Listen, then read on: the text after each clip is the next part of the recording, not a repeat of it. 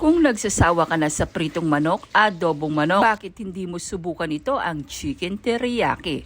Pero kung ako sa'yo, huwag kang magsasawa sa mga ulam dahil hampas lupa lang tayo. So anyway mga beso, binili kong 1 kilo sa palengke, binabad ko ng toyo, kalamansi, paminta, asukal at bawang. Binabad ko lang siya ng 24 hours, tapos in-air fryer ko lang siya.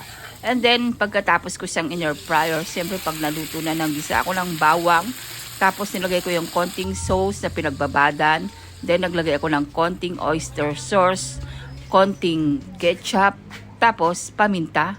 And then naglagay din ako dito ng seasoning syempre para malinamnam. Add din ako dito ng konting pineapple juice. Optional lang yung pineapple juice dahil nga naitapon ko yung ibang sauce na pinagbabadan doon sa ating manok. Then naglagay din ako ng 1 scoop ng sugar. Kung natatamisan kayo, bawasan nyo yung sugar. Hinalo-halo kong mabuti, then naglagay ako ng pampalapot, siyempre harina lang yan or cornstarch. Then hinalo-halo ko hanggang sa lumapot na parang ganyan. Kailangan paigahin mo to ng konti, din medyo tatabangan ako, naglagay ako ng konting toyo. At hinalo-halo ko na naman siyang mabuti, bes.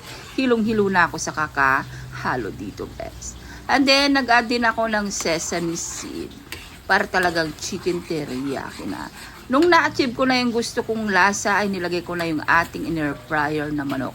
Kung wala kayong air fryer, best, pwede mo naman yung iihaw. Then ilagay mo, tapos paiigahin natin ito ng konti. Tapos add ka rin ng konting sesame seed. Talagang teriyaki, mayroong sesame seed, best. Halo-halo ulit para maiga ng konti. Pag alam mong luto na at okay na sa'yo ang lasa, siyempre, anong gagawin natin dito? Di iyahon na natin to sa kahirapan. At tirahin natin, baka tirahin palang iba. Kaya kung wala ka nang maisip na ibang putahe o ibang recipe sa chicken, aba, subukan mong gawin ito. Sigurado magugustuhan ng iyong family, best. At sigurado mauubos ang iyong kanin. Tataob yan. Ay make sure sa iyo, best, na talagang patok ito. At hindi lang yan, dahil nga walang tigil ang ulan, siyempre, na-miss ko tong champurado. At nagluto ako, best.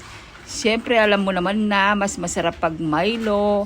Tapos nilagyan ko ito ng konting cocoa at nilagyan ko na yung ating sugar. Madali lang naman ang pagluluto ng champurado, bes.